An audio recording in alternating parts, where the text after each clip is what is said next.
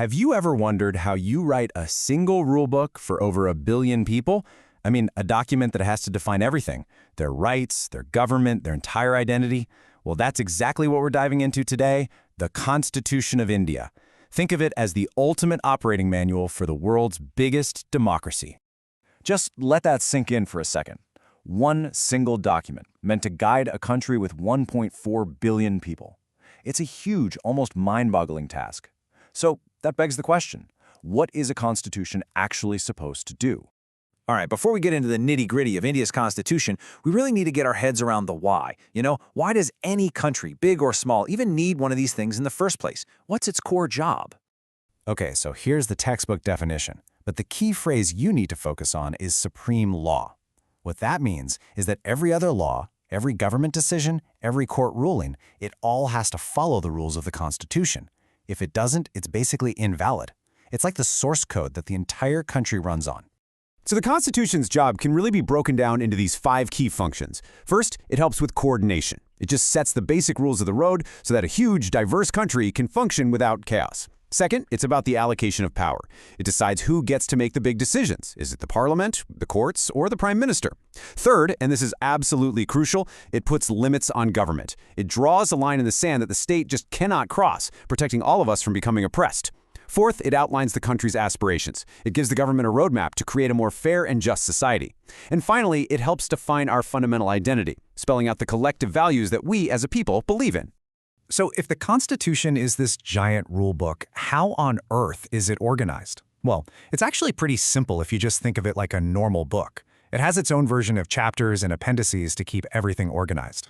And here's exactly how that works.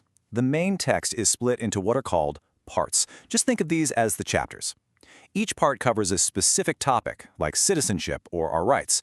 Then you've got the schedules, and these are basically the appendices. They hold all the long lists and detailed tables that would just clutter up the main chapters. Simple, right? Let's look at a few of these chapters to get a feel for it.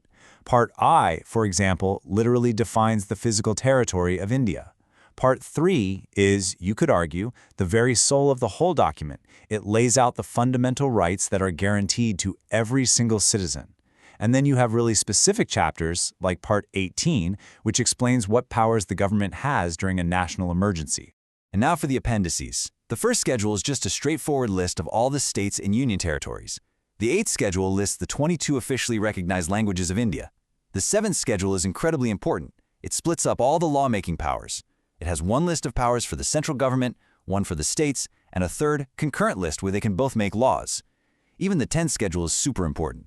It contains something called the anti-defection law, which is designed to keep politicians from switching parties and causing instability. Okay, so we've seen the abstract structure. Now let's look at a very real-world, powerful example of what the Constitution can do, how it allows the actual, physical map of India to be constantly redrawn and changed over time. You see, this map isn't some static picture from a history book. It's a living, breathing thing. The Constitution actually gives Parliament the power to change it. Back in 1956, there was this massive reorganization that created new states based on what language people spoke. Then, in 1960, the huge state of Bombay was split into Maharashtra and Gujarat. Fast forward to 2000, and 3 new states were carved out for better administration. And as recently as 2019, the state of Jammu and Kashmir was completely reorganized. This is the Constitution in action, literally changing the face of the country. So, if the Constitution defines the territory of India, it also has to define the people of India. And this brings us to a really complex and evolving question. Who actually gets to be an Indian citizen? The first, most crucial thing to understand is that India has a policy of single citizenship. This means you're a citizen of India as a whole, not of a specific state like Punjab or Tamil Nadu. And it is a one or the other deal.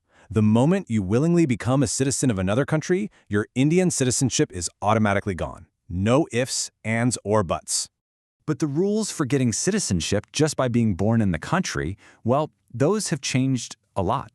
As you can see here, it started out pretty simple. If you were born in India, you're Indian. But over the decades, the requirements have gotten much stricter. It went from just being born here to needing at least one parent to be a citizen to the rules we have now where it's not just about where you're born. The citizenship of your parents is absolutely critical. And just like you can get citizenship, you can also lose it. On the left, you've got the voluntary ways. You can formally announce you're giving it up, or it just ends automatically if you become a citizen of another country. But on the right, you have something called deprivation.